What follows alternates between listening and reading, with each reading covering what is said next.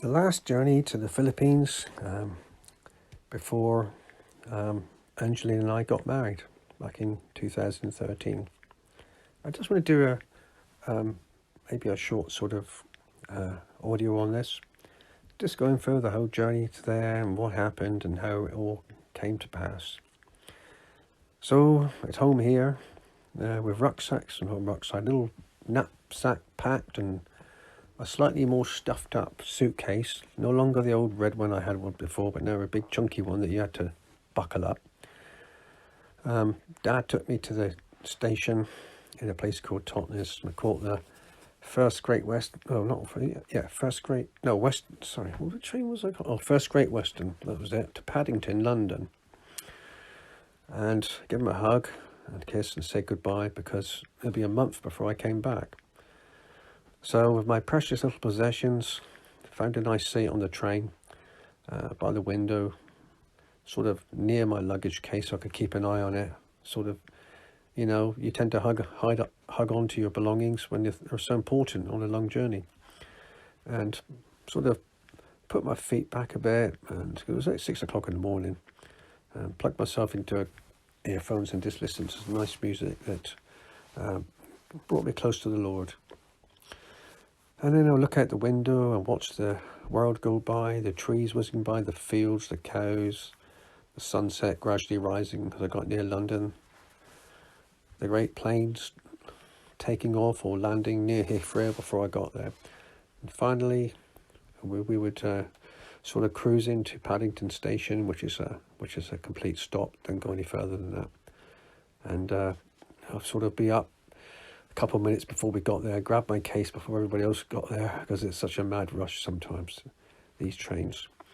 Finally the train stopped and then out I went, checking everything was there. Yes, it's okay. Off I went and a fast trot down station platform on to the other side and catch another train, which is what we call the Heathrow Express, which is basically a direct link to Heathrow Airport that goes underground.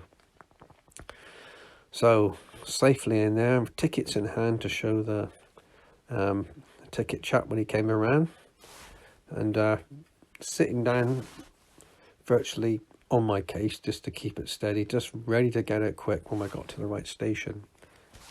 So we trundled on down through the underground, stopped the train halfway, had to get off and catch another train because it's like a circular, and mine went a different way. I finally caught onto the actual one that went to Heathrow Airport.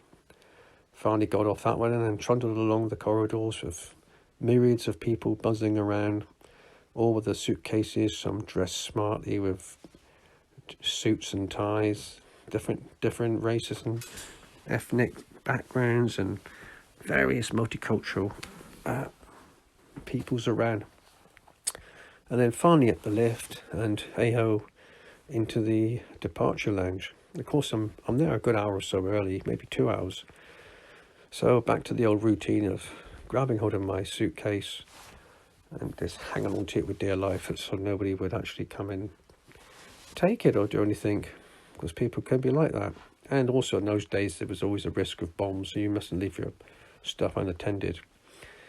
Well, finally, the Etihad, I used to go on Etihad after this because though it was an expensive airline, you could book your seat online and there was only an hour turnaround at Abu Dhabi. Sorry, was it Abu Dhabi? Yeah, Abu Dhabi. So finally the Etihad team came along and did all their checks and the usual things I've seen so many times now. And the turnstiles opened, down I went, checked in, everything went all fine. Tickets on the case, ticket on my back rucksack, and off down to security, which is a bit of a fun job because I had a money belt on and you had to take your belt off. And I said to the guy, look, I said, if I take my belt off like this, my trousers are going to fall down. So I was sort of hanging around, walking in the most strangest way so my trousers didn't fall down. But it all went well. I didn't quite drop down and cause embarrassment.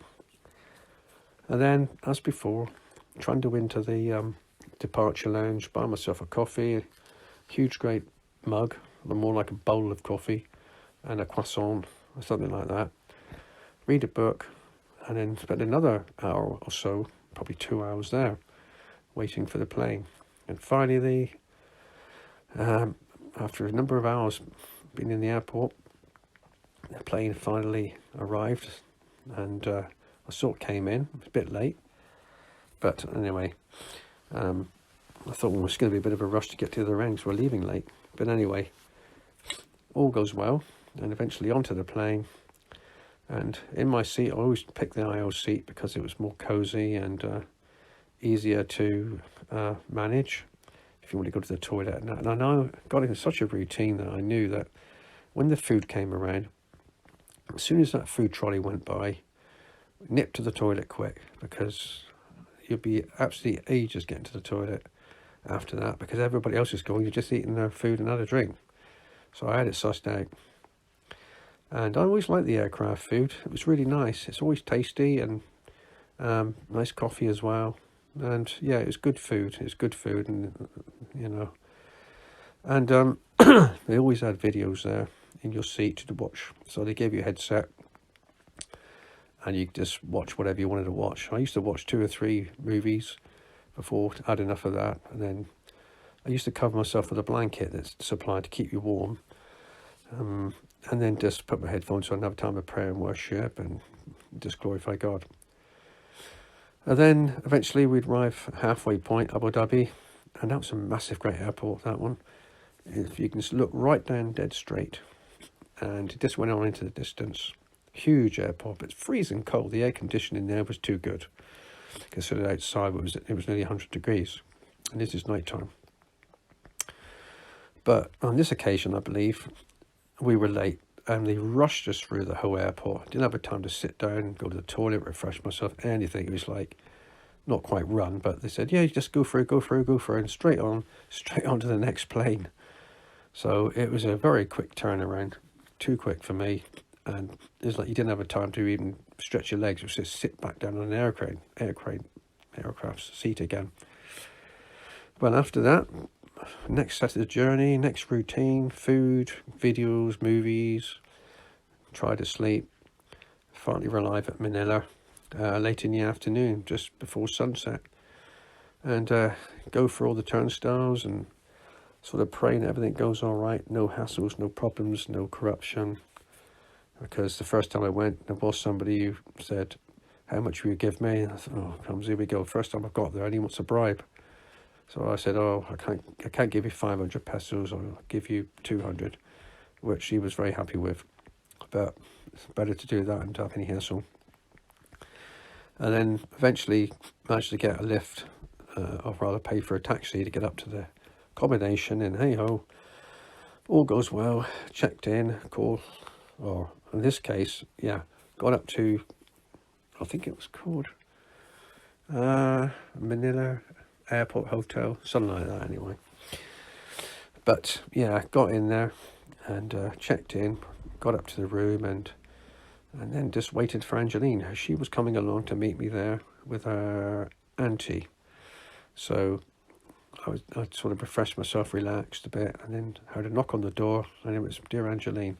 Of course, I haven't seen her for 3 months, so big hugs and kisses and all that kind of stuff. And you know, that was the beginning of our journey. The next day we went down and had a nice bit of food, and which was all part of the package, and some drink, and we hired a taxi for the day. I think it was about 1,000 pesos, £15 or so, £16, something like that. We had to go to the British Embassy, and that was a bit of a pressure because the traffic was so bad. It stressed me out a bit. But we got there in good time and went in and processed all the details, and I got I think it's a seminar, something like that. It's a certificate, basically, from the British Embassy to say that I could get married to Angeline there in the Philippines.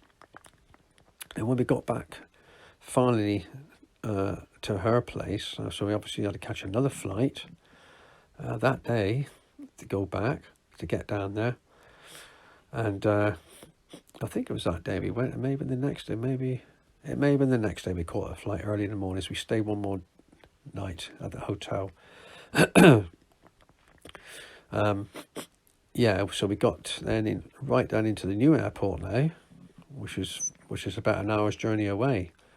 I can't quite think of the name of the new one, but you know, it was great. Finally got to the airport, landed, and then as we come through the exit into the runway area, or you know, where the car park is, there's all the dear family, dear ma and pa, and brother-in-law and sister-in-law, and that.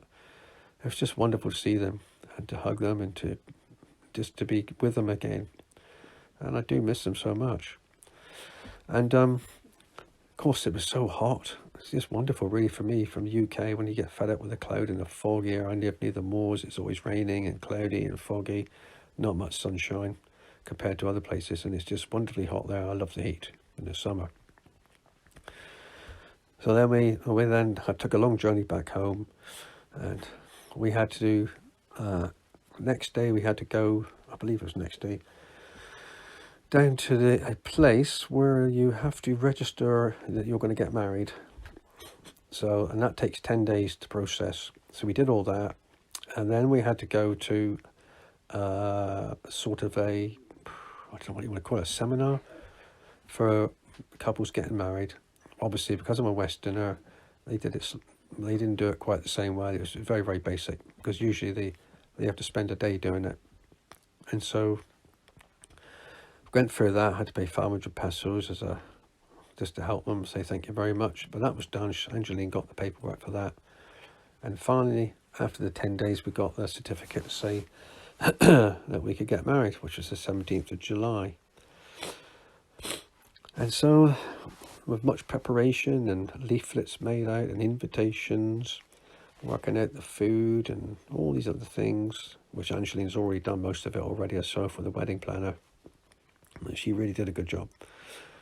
Finally, a few days before, you know, time went so quick. We've already been there nearly 2 weeks, and we've been out to the cinemas, been around the shopping mall, we've been to videoke with the family, and we just had a really good time. And then on the wedding day came, obviously it's hard work getting married in the Philippines as regards to heat, which I'm not used to. So you're all dressed up smart, you're in an air-conditioned place, but we had our wedding outside, and it was a warm breeze blowing, but it was hard work with the heat. But I remember seeing my dear love come down the aisle, sort of an aisle. Dear Ma and Pa come down first, and all the other different families, and then one would go left and the women would go right. And Angeline finally came down to the tune of, I think it's Christine Perry, something like that, with I Love You for 1,000 Years. So, yeah. And, of course, she came up looking so wonderful in a lovely wedding dress, and really made to look special on the day. And the pastor then went for a whole lot of different things I'm not used to marry us. So there's various different customs we had to go through, with coins and bands and things like that. And then after the wedding, the actual ceremony, they like to have an entrance. So my brother-in-law JR had a little motorbike, so our entrance was going to be actually on the motorbike. So basically, Angeline got on the back of this motorbike, and we drove straight in to the main reception area where the food was going to be. So that we made a bit of an entrance, to say the least. Unfortunately, I didn't tip the bike over or anything. It would have been embarrassing, because I've not actually driven a motorbike for many years. And then we did the first dance together, and lots of food. Then they have all the different guests coming in, and they announce them as they come in. So all my parents-in-law and all the brothers and sisters and various family members would be announced as they came in. And it was a wonderful time, a wonderful wedding. I'll put some pictures on of it, because it really was a very, very picturesque wedding. The colours, the scheme that the wedding planners put together, it was really, really lovely. I think it probably cost about £3,000 altogether, which is so cheap compared to here, if to have something like we did there. During that time, we went up to a place called, I think it's Saviour Heights, something like that. but basically it's chalets, lodges, nice cabins. And so we hired out 2 cabins, one for Ma and Pa and one for us. And we basically I think we had like 2 or 3 days up there, and we went to the cinema, and we played 10-pin bowling. We ate out, went to the swimming pool, and just enjoyed the whole time together. But finally, I had to go home and couldn't take Angeline with me, unfortunately, because we had to do all the visa processing then, and she had to do a lot of paperwork. So we said our goodbyes and hugs, and I had to fly home after the honeymoon, minus my wife. But we Skyped every day, and you know, that really helped. It's a real blessing having Skype. So it was like 6 months before Angeline came over. She finally got approval from the British Embassy for the space visa for 2.5 years. And on February the 5th, 2014, she finally flew over to be with me for the rest of my life and our lives. And I remember waiting at